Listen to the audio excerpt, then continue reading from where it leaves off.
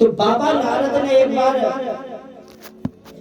दशरथ जी से कहा, महाराज आप इंद्र के यहाँ जाते हो? हाँ, इंद्र हमारा बहुत सम्मान करता है। तो नारद जी ने कहा, जब आप चले आते तो कुछ और करता। तो दशरथ जी ने कहा, इसका मतलब आपको जलन हो रही है, हमारे वो मित्र है। कहीं नहीं, जब आप चले आते तो कुछ और होता है। तो क्या होता कि आपकी बात जाओ। तो दशरथ जैसे पहुंचे वहां पर तो देखा क्या, इंद्र ने भाग के सम्मान किया, बैठाया। दशरथ थोड़ी देर वहां पर बैठे और बैठने के बाद में वापस आए। तो इसने क्या किया, देवराज इंद्र ने जल को मंगाया, गंगा जल मंगाया और आचार्यों से गद्दी को पवित्र करा रहे। तुरंत माम देवजना तुरंत मनसा दिया, तुरंत विश्वभूतानि जात वेदा पुण्यम्मा। ओम अपवित्रा पवित्रो वा सर्वावस्थान्गतो वा या स्वेन्द्रिय का बड़ी बड़ी मंत्रों से शुद्धिकरण हो रहा है। जैसे दशरथ जी ने देखा तो दशरथ जी ने देखा, अरे ये क्या क्या? कहा, देवराज तुम ये क्या कर रहे हो? इंद्र ने विचार किया, अब दशरथ ने हमारी इसको बंद कर दो, क्या कर रहे हैं? बोली बोली भगवान, अच्छा बोली बोली भगवान की जय। दशरथ इंद्र ने विचार किया, दशरथ ने मेरी काली करतूत को जान लिया और ये रथ लेकर जैसे चले, पवन को आदेश दिया, रथ सहित इनको गिरा दो, नहीं तो ये दैत्यों के साथ मिल जाएंगे। इंद्र ने जैसे कहा तो पवन चल, रथ गिरने लगा। इतनी तेज तेज हवा चलने लगी, रथ जो है। उसी समय आकाश में जटायु पक्षी घूम रहा था। उसने देखा किसी के प्राण संकट में है, तो जटायु ने अपनी चोंच की नोक से रथ की ध्वजा को पकड़ लिया और धीरे धीरे धीरे धीरे करके जमीन।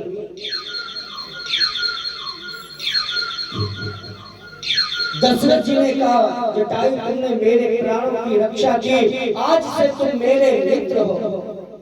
तो जटायु ने कहा, महाराज हम आपके मित्र कैसे हो सकते, मैं तो मांस खाने वाला जीव हूँ।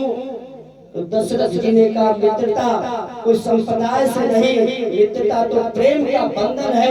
मैंने आपको अपना मित्र मान लिया, कुछ मांग लो, क्या चाहिए? जैसे कहा जटायु ने कहा, महाराज अगर कुछ मुझे देना चाहते हो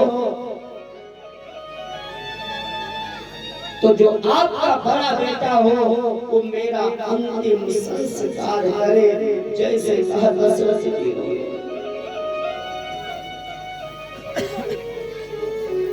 एक बार भूपत मन माई भई गिलान मोर। एक बार ही जब जटायु ने कहा,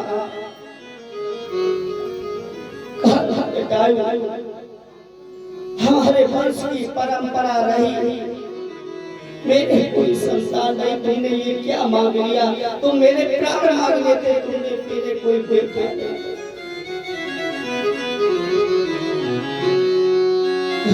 कोई बेटा नहीं। आज दशरथ महल नहीं गए, सीधे गुरु जी के पास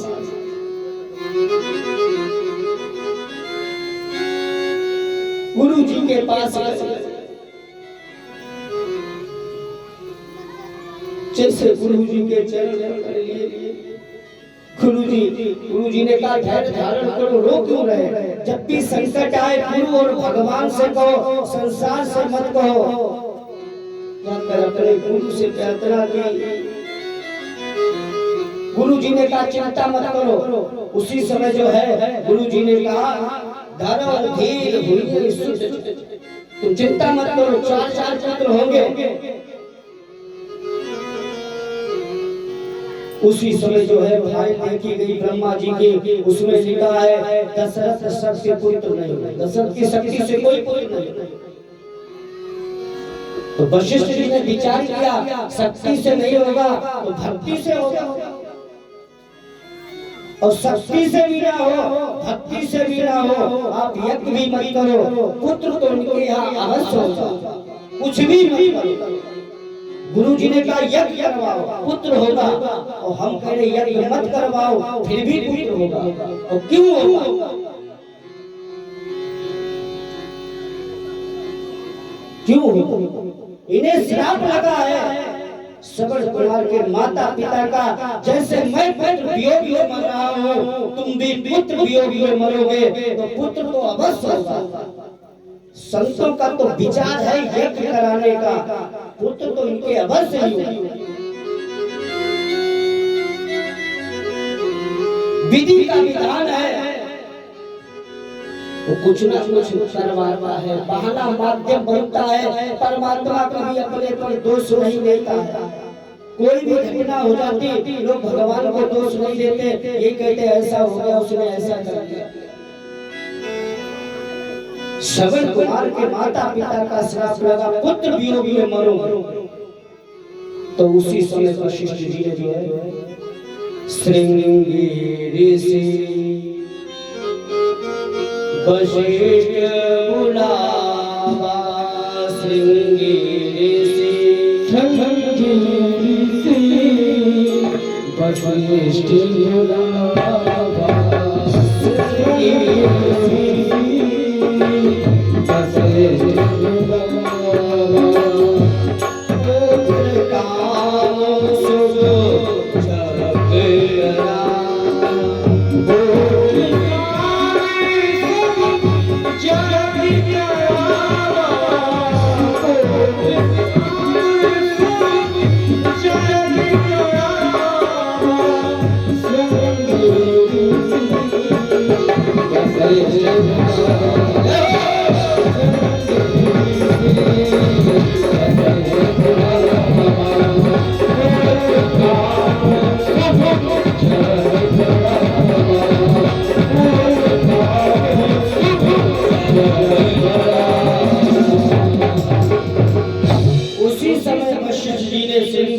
बुलाया और कहा टेस्ट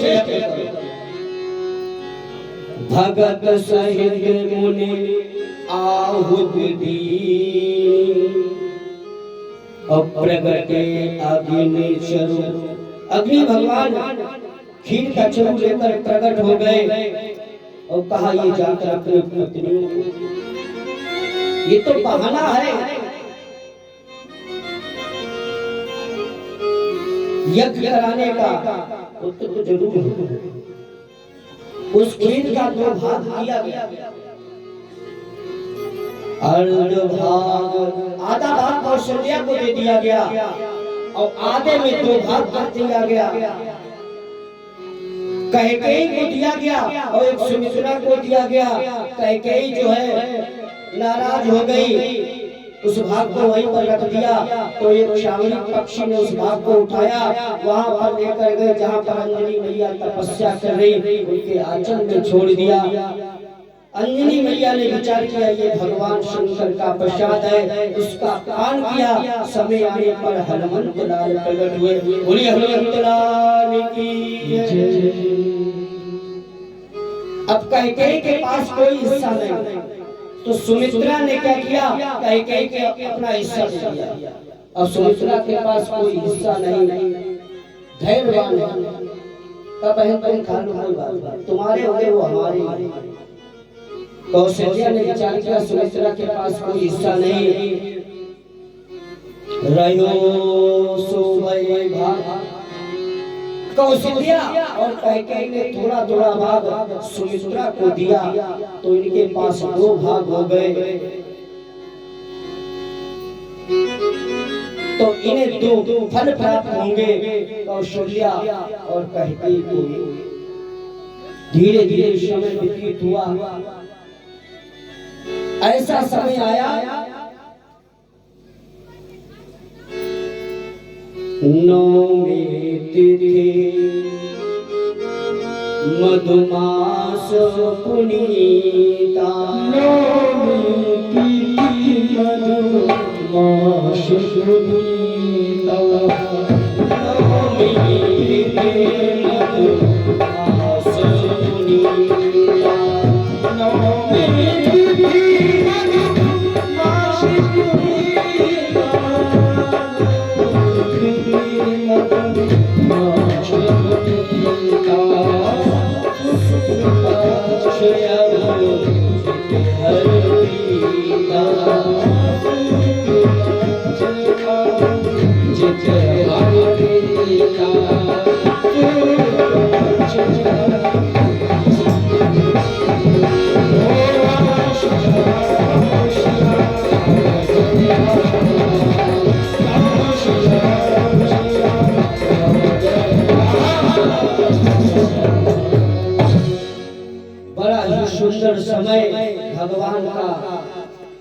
अवतार होने वाला समय शुभ घड़ी आई, नौमी तिथि मधुमास पुनीता, शुक्ल पक्ष अभिजित हरि, मध्य दिवस शीत न घामा, पावन काल लोक।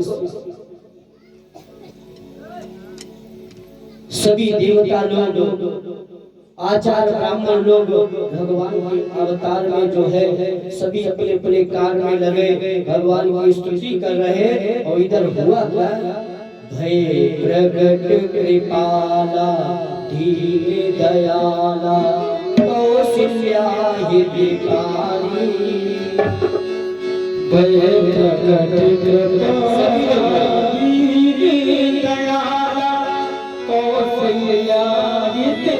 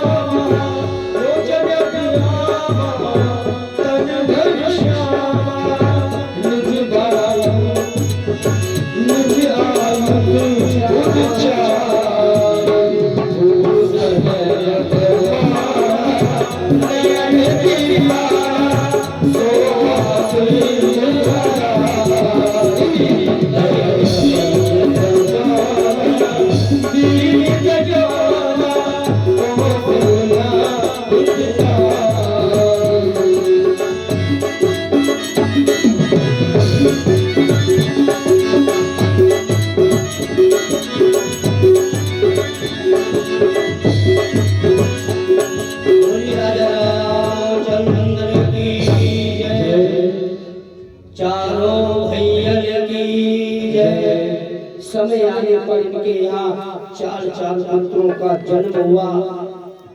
महाराज दशरथ बड़े प्रसन्न, राम लक्ष्मण भरत शत्रुघ्न, दशरथ पुत्र जन्म सुनिकाना, मानव ब्रह्मानंद समाना, परमानंद पूर्ण मन राजा। बाजा बजा बजा। भगवान का जन्म हुआ, सूर्य भगवान ने एक दिन एक महीने के बराबर हो गया, मास दिवस कर दिवस बा, मरम न जाने को किसी ने जाने ही नहीं पाया। और रथ समेत रथ के साथ रुक गए, एक दिन एक महीने के बराबर हो गया। चंद्रमा इंतजार कर रहे, महाराज हमें भी दर्शन का मौका दो। तो भगवान ने कहा तुम चिंता मत करो, आगे वो भी दर्शन का तुम्हें भी दर्शन देंगे, जब चंद्र वंश में हम अवतार लेंगे। समय आने पर वशिष्ठ जी के माध्यम से नामकरण संस्कार हुआ। सो सुधाम राम अस नामा, अखिल लोकदायक विश्रामा। और भगवान जब भी आते हैं तो विश्राम विश्व भर पोषण कर भरत जी का नामकरण हुआ। राम लक्ष्मण भरत शत्रुघ्न।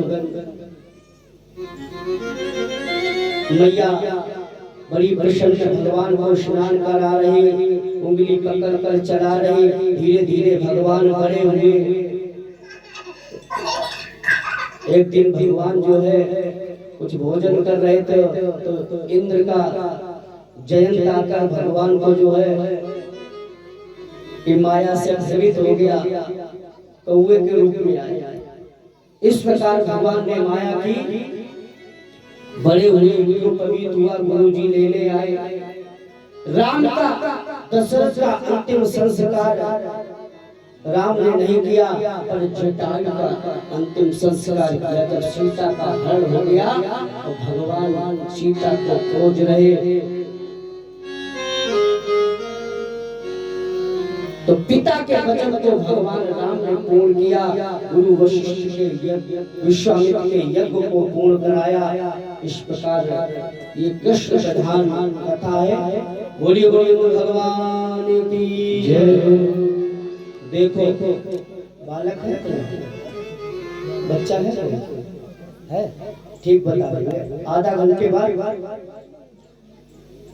अभी तक आपने ताली बजाई ना बजाई चल गया, ठीक है। राम बड़े ही सीधे हैं और ये कृष्ण बड़ा खतरनाक अधिकारी है,